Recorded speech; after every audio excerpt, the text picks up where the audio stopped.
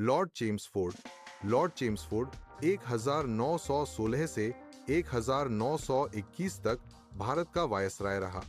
यह प्रथम विश्व युद्ध के समय भारत का शासक था। 1916 का लखनऊ अधिवेशन।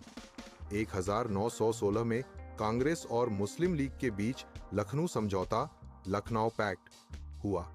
हिंदू मुस्लिम एकता का प्रतीक समझौता, मोंटेग चेम्सफोर्ड सुधार, मोंटागू चेम्सफोर्ड रिफॉर्म्स 1919।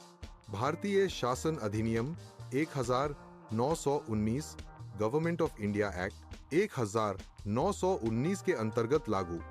प्रांतीय स्तर पर द्वैध शासन प्रणाली डायरकी की शुरुआत। यह भारतीय स्वशासन की दिशा में पहला कदम था। Rowlatt act 1919।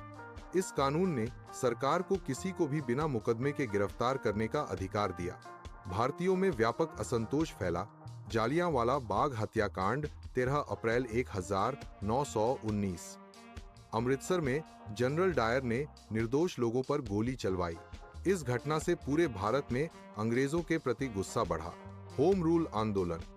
बाल गंगाधर तिलक और एनी बेसेंट के नेतृत्व में होम रूल लीग आंदोलन इसी समय शुरू हुआ। 1916। 1917 का मोंटेग घोषणा, मोंटागू डिक्लेरेशन। भारत में क्रमिक रूप से स्वशासन देने का वादा किया गया। साइमन कमीशन का पूर्व संकेत। 1919 के अधिनियम के अनुसार 10 साल बाद संवैधानिक सुधारों की समीक्षा के लिए कमीशन भेजने का प्रावधान किया गया। यही आगे चलकर साइमन कमीशन 1927 बना। हंटर समिति, हंटर कमेटी। जालियांवाला बाग हत्याकांड की जांच के लिए इस समिति का गठन किया गया। 1920 का असहयोग आंदोलन। महात्मा गांधी के नेतृत्व में असहयोग आंदोलन की शुरुआत चेम्सफोर्ड के समय में हुई। महत्वपूर्ण पहचान। मोंटेग, चेम्सफोर्ड, सुधार और जालियांवाला बाग हत्याकांड उसके शासन की मुख्य घटनाएं मानी जाती हैं। लॉर्ड चेम्सफोर्ड के बाद लॉर्ड रीडिंग भारत के वायसराय बने।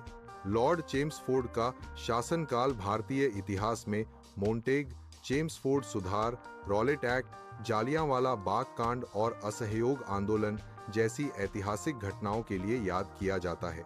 यह समय भारतीय स्वतंत्रता संग्राम को नई दिशा देने वाला था। Please do like and subscribe my channel.